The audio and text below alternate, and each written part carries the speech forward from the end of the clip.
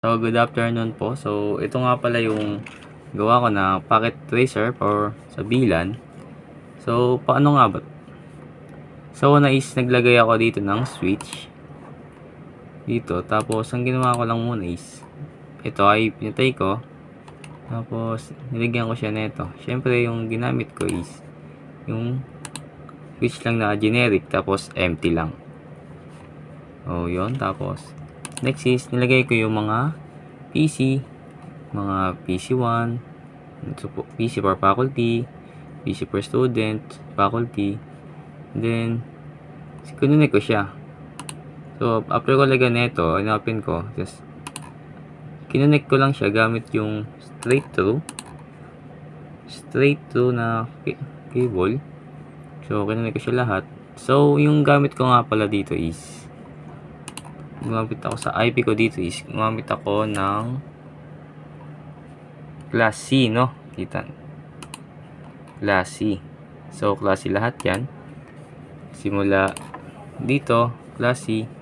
Dito sa faculty, student, faculty. So, student lahat yan. Pero dito is, ginawa ko siyang Class B.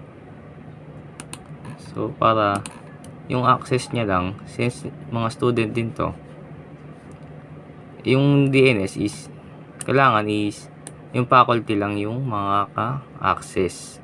So, mamaya papakita yun kung paano. So, yun lang muna.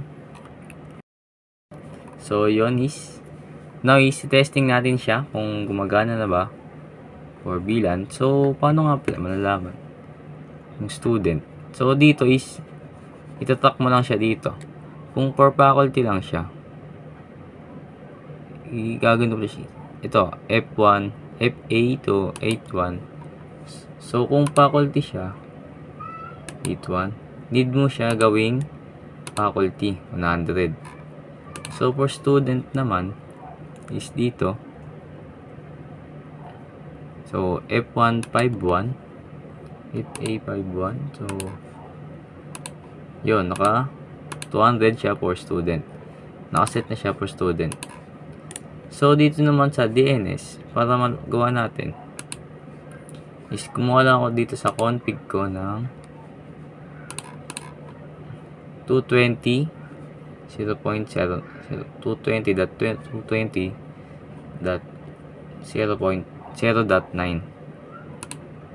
So, ito naman sa server is kinunik ko lang din yung config ko ng 220.220.0.010. Tapos kinunik ko yung DNS ko na 200. Mali. So, sa switch nga pala is, sa switch to switch is, gumapit ako ng crossover na cable para lang makonect yung mga switch to switch. Tapos dito sa PC na class B is gumamit ako ng 191.191.191. So, yun is, now is testing natin siya kung gumagana na ba for bilan. So, paano nga pala malalaman yung student? So, dito is, itatak mo lang siya dito. Kung for faculty lang siya, gagawin mo siya. Ito, F1, FA to 81. So, kung faculty siya, 81, need mo siya gawing faculty, 100. So, for student naman, is dito. So, F151, FA51. So, yun, naka 200 siya for student. Nakaset na siya for student. So, dito naman sa DNS, para magawa natin, is kumuha lang ako dito sa config ko ng 220 0.0 220.0.0.9. So, ito naman sa server is, so since pang faculty lang siya is, hinanap ko lang yung port niya dito, since ano siya, if FA7.13,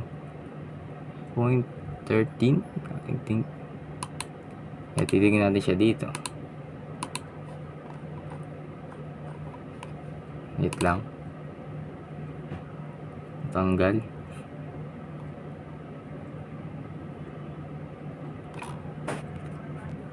So, yan is 0. Wait lang. Tapos titignan natin siya. 0.4.1.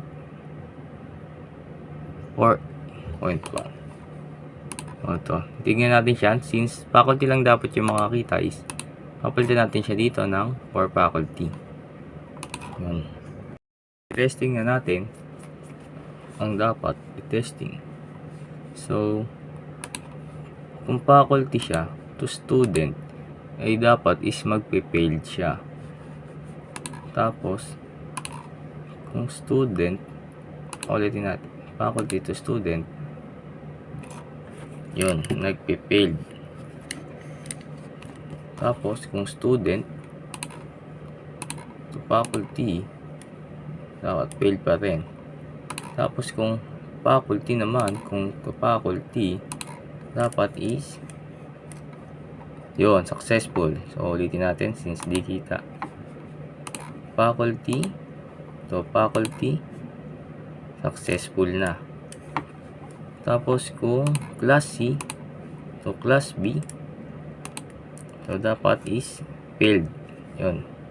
O, didelete ko lang para class C to class B failed. Ay, class B to class C pala. So, ulitin natin. Class C, class B to class C. So, failed. So, failed siya. Ginawa natin yung web server kanina dito sa faculty. Dito.